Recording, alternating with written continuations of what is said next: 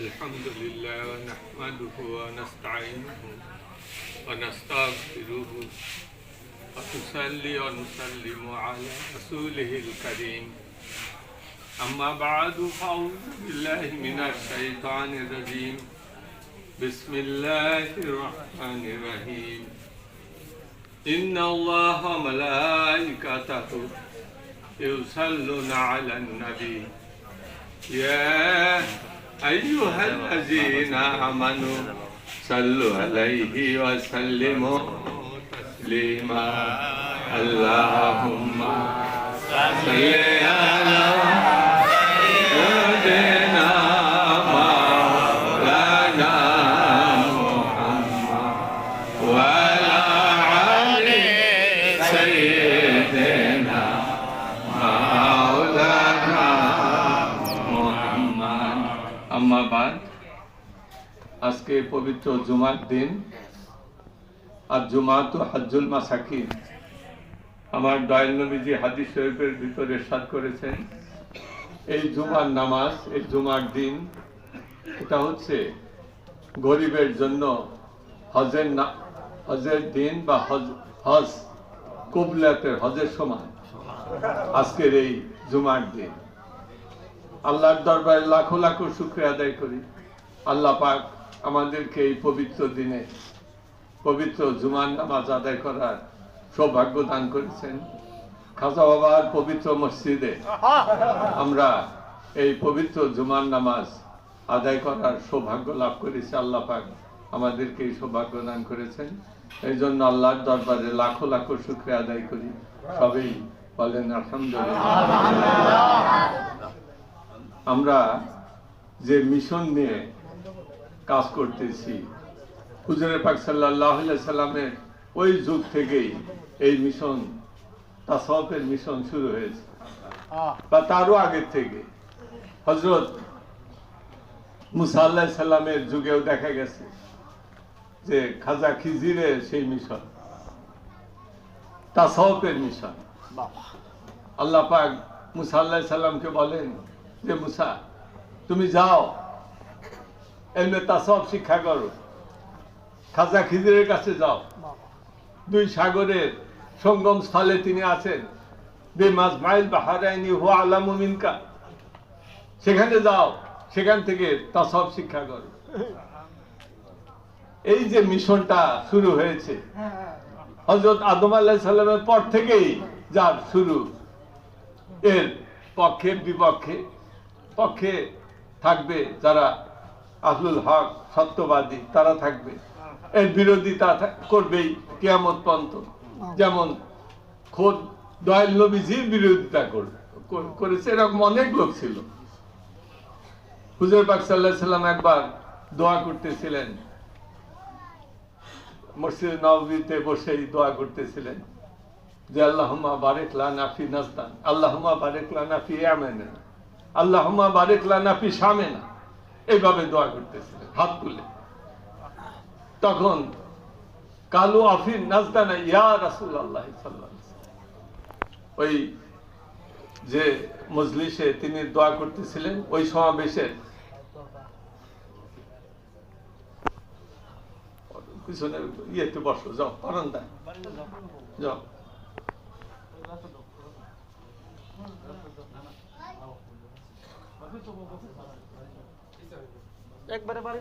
বারান্দায় বসো বারান্দায় বসো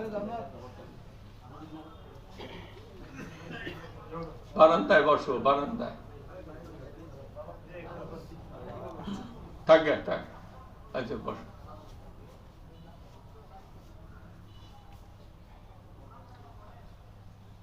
বসো বসো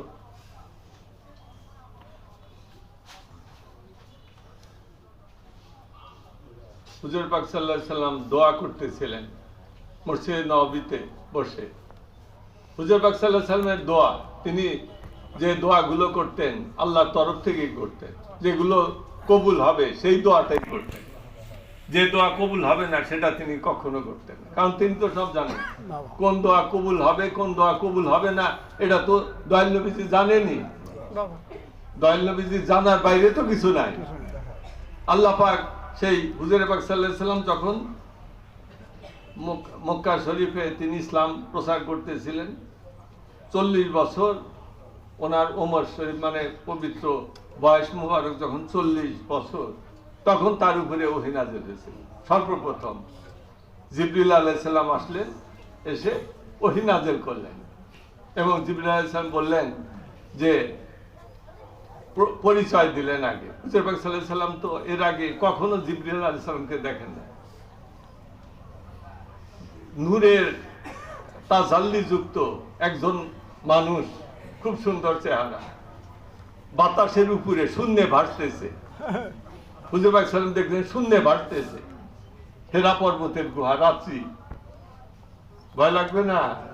ওই দেখতেছে শূন্যে ভাসতেছে এবং বলতেছে যে ইয়া মুহাম্মদ সাল্লাল্লাহু আলাইহি সাল্লাম আনতা রাসূলুল্লাহ ওয়া আনা জিবরিল, যে আপনি আল্লাহর রাসূল আর আমি হচ্ছি আনা জিবরিল, আমি জিবরিল ফেরেশতা। পরিচয় দিতেছেন। পরিচয় দিলে কি হবে? হুজুর পাক সাল্লাল্লাহু আলাইহি সাল্লাম এর আগে কখনো দেখেন নাই। আর শোন, একটা খেলাফে আদর কাম, যেটা আমাদের আদর স্বভাবের বিরুদ্ধ।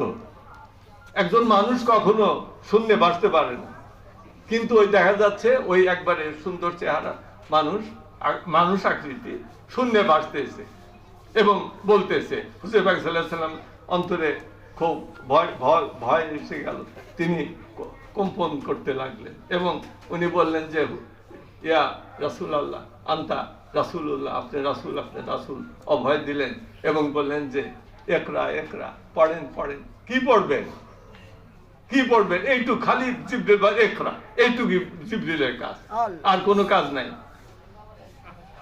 পরে একটা এই রেশমি কাপড়ের উপরে ওই লেখাগুলো, কোরআনের যে সর্বপ্রথম নাযিলকৃত সূরা আলাকে 5টা আয়াত, ইকরা বিসমি রাব্বিকাল্লাযী খালাক, খালাকাল ইনসানা মিন আলাক, এইভাবে 5টা আয়াত আরবি হরফে লেখা, সোনালী অক্ষরে ওই সামনে পড়তেছে, একরা একরা, পড়েন। হুজুর পাক সাল্লাল্লাহু আলাইহি সাল্লাম তো পড়তে জানেন না, তিনি পড়েন নাই কখনো আরবি হরফ বা আরবি লেখা তিনি পড়েন নাই। কিন্তু পরবর্তী পর্যায়ে দেখা গেল হুজুর প্রফেসর অনর্গল পড়ে গেলেন। যিনি জীবনে কোনোদিন অক্ষর জ্ঞান অর্জন করেন নাই, আনলেটার্ড প্রফেট, আব্বাজান বলতে আনলেটার্ড প্রফেট, অনেক ইলিটারেট প্রফেট। আমি নো, আব্বাজান বলতেন, ধমক দিতেন যে মূর্খরা বলে ইলিটারেট প্রফেট। মুহাম্মদ সাল্লাল্লাহু আলাইহি সাল্লাম বড় বড় স্কলার, তারা মুসলমান না, বিধর্মী, তারাও বলতো যে হুজুর মুহাম্মদ সাল্লাল্লাহু আলাইহি সাল্লাম was unlettered prophet, not illiterate prophet. তিনি illiterate prophet ছিলেন না, but father of all literate world, সমস্ত লিটারেট শিক্ষিত জগতের পিতা ছিলেন তিনি। কিসের? তিনি ইলিটারেট, সমস্ত লিটারেট ওয়ার্ল্ডের পিতা, father of the literate worlds, সমস্ত লিটারেট যারা শিক্ষিত মানুষ তাদের পিতা ছিলেন মুহাম্মদ সাল্লাল্লাহু আলাইহি সাল্লাম। যদিও আমরা তাকে রাসূল হিসাবে মানি না, বিধর্মীরা বলে, আর মুসলমানরা বলে ইলিটারেট, মূর্খ, নাউযুবিল্লাহ। সেই হুজুর পাক অনর্গল পড়লেন। এরপর থেকে শুরু হইলো আল্লাহ কালাম নাজিল হওয়া। এই যে নাজিল হইতেছে, 11.5 বছর তিনি মক্কা শরীফে ইসলাম প্রচার করেন। কাফেররা প্রবল বিরোধিতা করে, কোথাও উন্মুক্ত জায়গায় নামাজ পড়তে পারেন না, মসজিদ করা তো দূরের কথা, উন্মুক্ত জায়গায় যে এক জায়গায় গিয়ে একটা পাহাড়ের চূড়ার উপরে বসে বা একটা বিজন জায়গায় গিয়ে যে নামাজ পড়বেন তার উপায় নাই। ওই নামাজ পড়তেছে মুসলমানরা অমুক জায়গায়, এটা শুনলেই কাফেররা সালা বল্লার মতো যা ঝাঁপায় পড়তো, দূরের থেকে পাথরটা ঢেলে তো। এই অবস্থা ছিল সেই সময়। এই 11.5 বছর পর দয়াল নবীজি যখন ওমর শরীফ 51 বছর 6 মাস, তখন তিনি আল্লাহর সঙ্গে দিদারে মুকাম, সে মেরাজ শরীফে গেলেন। মেরাজ শরীফে গেলে আল্লাহ পাক হুজুর পাক সাল্লাল্লাহু আলাইহি সাল্লামকে সমস্ত ইলম শিক্ষা দিলেন, সামনে বসিয়ে রেখে সমস্ত ইলম শিক্ষা দিলেন, যত কিছু ইলম আছে। আমার নবীজি বলছিলেন, ওই মেরাজ শরীফ থেকে ফিরে এসে বলছিলেন যে উতিতুল ইলমা মিনাল আওয়ালি ইলাল আখির। আল্লাহ পাক আমাকে সৃষ্টির প্রথম থেকে সৃষ্টির শেষ পর্যন্ত যত কিসিমের এলেম, সমস্ত এলেম আল্লাহ পাক আমাকে শিক্ষা দান করেন। সেই দয়াল নবীজি তিনি সমস্ত এলেমের অধিকারী। আল্লাহ পাক তাকে সমস্ত এলেম দান করেছেন, এলমে গায়েব, এলমে জাহের, সমস্ত কিছু। এমন কোন এলেম না, আমার নবীজি বলেন সৃষ্টির প্রথম থেকে সৃষ্টির শেষ পর্যন্ত যত কিসিমের এলেম, যত কিসিমের এলেম, এটার ভিতরে তো এলমে গায়েব, এলমে জাহের সবই, এলমে গায়েব, এলমে জাহের সবকিছুই এর ভিতরে সামেলবদ্ধ। চিকিৎসা বিজ্ঞান বলেন, বলে ইঞ্জিনিয়ারিং বলেন, অন্যান্য বলেন, সমস্ত কিসিমের বিদ্যাই তার ভিতরে অন্তর্গত। সেই হুজুরে পাক সাল্লাল্লাহু আলাইহি সাল্লাম তিনি দোয়া করলেন মসজিদে নববীতে বসে যে আল্লাহুম্মা বারাক লানা ফি শামিনা, হে আল্লাহ আমাদের শামের জন্য বরকত দান করেন, হে আল্লাহ আমাদের শামের জন্য বরকত দান করেন। আল্লাহুম্মা বারিক লানা ফি ইয়ামেন, হে আল্লাহ আমাদের ইয়ামেনের জন্য বরকত দান করেন। কালু অফি নাজদানা ইয়া রাসূলুল্লাহ সাল্লাল্লাহু আলাইহি ওয়াসাল্লাম, তখন ওই সমাবেশের পিছন থেকে একজন দাঁড়াইছে, দাঁড়ায় বলতেছে ইয়া রাসূলুল্লাহ আমাদের নজদের জন্য দোয়া করেন। তখন আবার দয়াল নবীজি আবার দোয়া শুরু করলেন, আল্লাহুম্মা বারিক লানা ফি ইয়ামেনা, আল্লাহ পাক হে আমাদের ইয়ামেনের জন্য বরকত দান করেন। আল্লাহুম্মা বারিক লানা ফি শামেনা, আমাদের শামেনা, আমাদের শামের জন্য দোয়া বরকত দান করেন। কিন্তু ওই যে একটু আগে যে বলছিল যে আমাদের নজদের জন্য দোয়া করেন, নবীজি ওটা বাদ দিলেন। তখন ওই লোক ব্যক্তি মনে করলো নবীজি হয়তো আমার সে আবেদনটা শোনেন নাই, আবার দাঁড়াইছে, দাঁড়া বলতেছে যে কালু অফি নাজদানা ইয়া রাসূলুল্লাহ, আরো জোরে করে কয় যাতে দয়াল নবীজি শোনে। দয়াল নবীজি আবার দোয়া করা শুরু করলেন, আল্লাহুম্মা বারিক লানা ফি শামিনা, আল্লাহুম্মা বারিক লানা ফি ইয়ামিনা। আবার ওই নাজদানা বলেন নাই। তখন এই লোকটা মনে করলো যে হুজুর সাল্লাল্লাহু আলাইহি ওয়াসাল্লাম হয়তো আমার দ্বিতীয় আবেদনটাও শোনেন নাই, আবার তারা আরো জোরে করে করতেছে, আপনি নাজদানা ইয়া রাসূলুল্লাহ, আপনি নাজদানা ইয়া রাসূলুল্লাহ, হে রাসূল আমাদের নজদের জন্য দোয়া করেন। বাবা তখন নবীজি বললেন যে নজদের জন্য কোনো দোয়া নাই, নজদের জন্য লা দোয়াতুন, লা দোয়াতুন, নজদের জন্য কোনো দোয়া নেই, লিদাস নজদের জন্য কোনো দোয়া নেই। ইয়াতলাউ কান্নু শয়তান, ওই নজদের থেকে আমার পরে কয়েকশো বছর পরে দেখবা তোমরা ওই নজদের থেকে শয়তানের শিং বের হবে, নজদের থেকে কি বের হবে? শয়তানের শিং। ইয়াতলাউ কান্নু শয়তান, শয়তানের শিং বের হবে। ওই শয়তানের শিং হইতেছে আব্দুল ওয়াহাব ইবনে নাজদি। এই ওয়াহাবি মতবাদ প্রচার করা শুরু করলো, দয়াল নবীজির বিরুদ্ধে যত আকীদা মুসলমানদের মস্তিষ্কের ভিতরে ঢুকিয়ে দিতে লাগলো। কয়েকদিন আগে ইনকিলাব পত্রিকায় ধারাবাহিকভাবে ওই নজদের ইতিহাস সম্বন্ধে লিখতেছে, এই ওয়াহাবি মতবাদ, নজদি মতবাদ এই সম্বন্ধে লিখতে লিখতে এক জায়গায় পড়লাম, পড়ার সময় পাই না, আমি বিভিন্ন সফরে ব্যস্ত থাকি, পড়ার সময় যেটুক পাই ওইটুক পড়লাম। পড়ে দেখলাম যে ওখানে লেখা আছে এই আব্দুল ওয়াহাব, মোহাম্মদ ইবনে আব্দুল ওয়াহাব নাজদি এ বলতো, বিশ্বাস করতো, বলতো যে হুজুর পাক সাল্লাল্লাহু আলাইহি সাল্লাম উনি খুব বড় পণ্ডিত ব্যক্তি ছিলেন, কিন্তু রাসূল ছিলেন। নাউযুবিল্লাহ।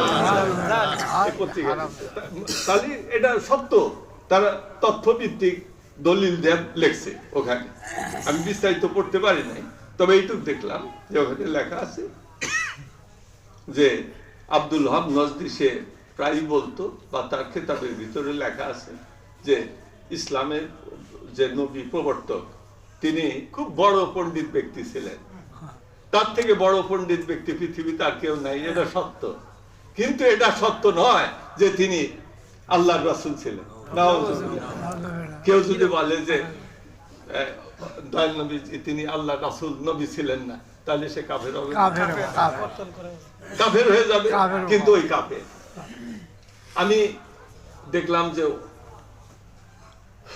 এই তাসাউফের উপরে, ওয়াহাবিদের উপরে বিস্তর গবেষণা হয়েছে। আমাদের বাংলাদেশে তেমন কোনো গবেষণা নাই।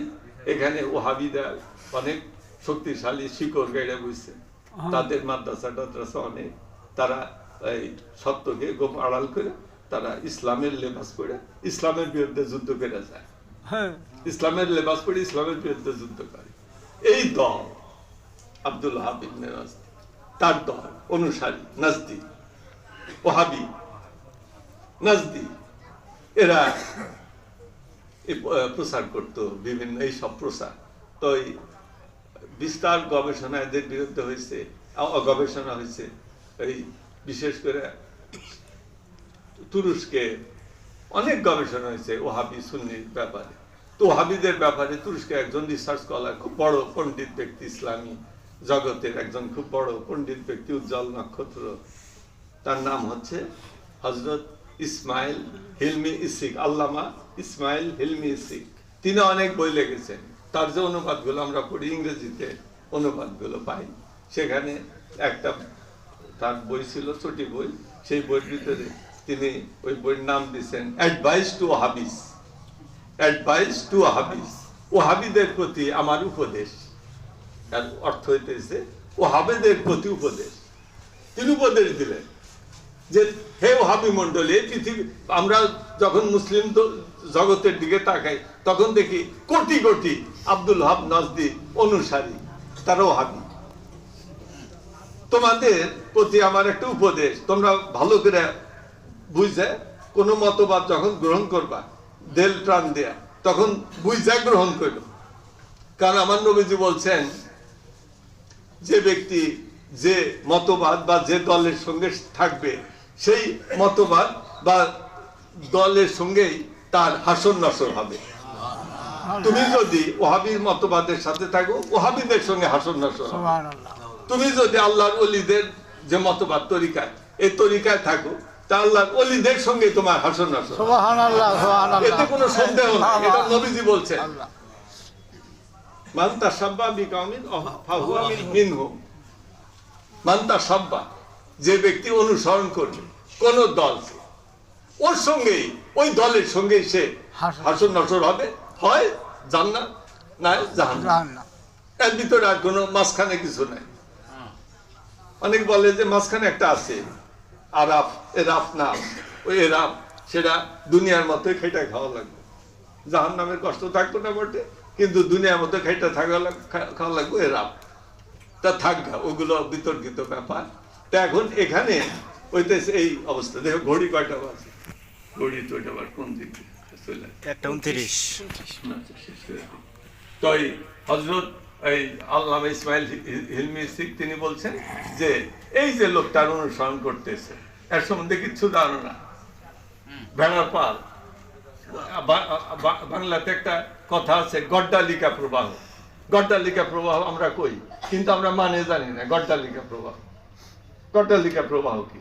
গড্ডালিকা প্রবাহ মানে যে ভেড়ার পাল, ভেড়ার পাল যখন চলে উপর থেকে নিচের দিক নামে, পালের সম্মুখের যে নেতাটা যে দিকে যায়, পিছনের ভেড়াগুলো ওই দিকে যাবে, এদিক ওদিক যাবো না। কারণ সামনে যায় সে আগুনের মধ্যে পরে পড়বো, এই সব পড়বো যায়। তাই সুতরাং তোমরা যে গড্ডালিকা প্রবাহের সামনে তোমাদের নেতাকে অনুসরণ করে চলতেছো, এর সম্বন্ধে না যাই না যে তোমরা যাত্রা শুরু করছো, তোমাদের প্রতি আমার অ্যাডভাইস। অ্যাডভাইসটা কি? তিনি বলেন এই যে আব্দুল ওয়াহাব নাজদির অনুসরণ করতেছে, একটা ভালো করে জানো আগে। এর সম্বন্ধে আমি একবারে মাথার থেকে পায়ে পর্যন্ত সব স্টাডি করছি, এর সম্বন্ধে জানি এই লোকটা কি কথা বলতো, তোমরা শোনো। তিনি তার কিতাবের ভিতরে, তার নামটা কি, অ্যাডভাইস টু ওয়াহাবি, ওয়াহাবিদের প্রতি অ্যাডভাইস। ওই ছোটি বই, বড় বই লাগে না, ছোটি বই যথেষ্ট যদি আসল কথা থাকে। এত লম্বা ফিরিস্তিটা বইলে লাভ আছে? ওই একটা কালেমা লিখতে হয়, লা ইলাহা ইল্লাল্লাহু মুহাম্মাদুর রাসূলুল্লাহ, একটাতেই তো মুক্তি, তাই না? এত লম্বা জিনিস দিয়ে কি হবে? তো এই একটা লেখছে অ্যাডভাইস টু ওয়াহাবি, ওয়াহাবিদের প্রতি অ্যাডভাইস। ওখানে তিনি লিখছেন যে এই লোকটা যাকে অনুসরণ করতেছে, কোটি কোটি মুসলমান তোমরা, এর সম্বন্ধে ভালো করে যাই না, পরে আগে নাই তো মরবা, ও তো জাহান্নামে ঠিকই যাইবে, এত কোনো সন্দেহ নাই। কারণ ওর মাথার থেকে পায় পর্যন্ত আমি পড়াশোনা করে স্টাডি করে দেখছি, ও বেশি দিন আগের না, 1200 হিজরি সনে 200-300 বছর আগের লোক, এর সম্বন্ধে তো জানা আছেই। সুতরাং এর সম্বন্ধে বইতেই সব আছে, কি ওয়াজ করছে, কোন জায়গায় করছে, তাও অনেক লেখা আছে। তো ওই আব্দুল ওহাব ও বলছে যে Abdul Wahab Najdi used to say mostly, ইংরেজিতে Abdul Wahab Najdi used to say mostly, if I had a chance I would have reduced to dust the grave of Prophet Muhammad.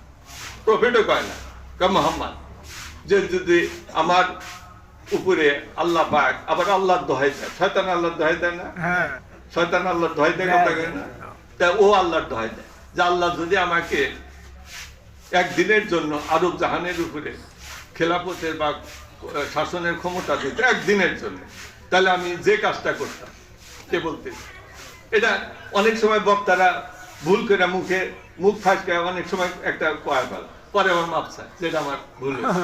কিন্তু এই লোকটা প্রত্যেক সভাতেই একটা কথাই আগে বলতো, আমরা যেরকম আগে বলি যে দরুদ শরীফ পড়া শুরু করি, এরকম ভাবে ওর একটা কথাই প্রথমে এটা কথা বলতো যে if I had a chance I would have reduced to dust the grave of Prophet Muhammad. এই যেন তার শিখাই না বলি, শয়তান মনে শিখাই দিছে।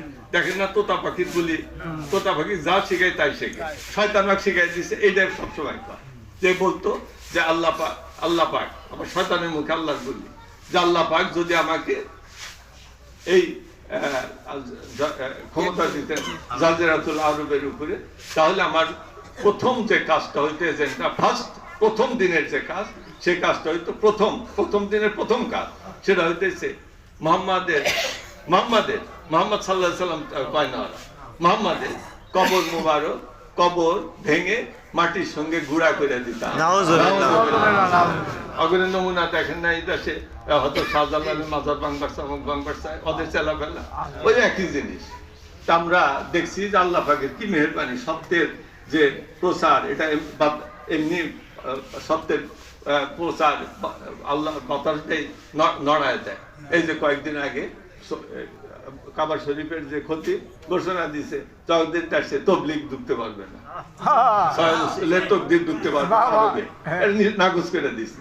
তাহলে দেখেন এই যে এত প্রচার টোচার করা কি লাভ হইল, এখন বলতেছে আরবে তোমরা আসতে পারবে না, একবার ব্যান্ড।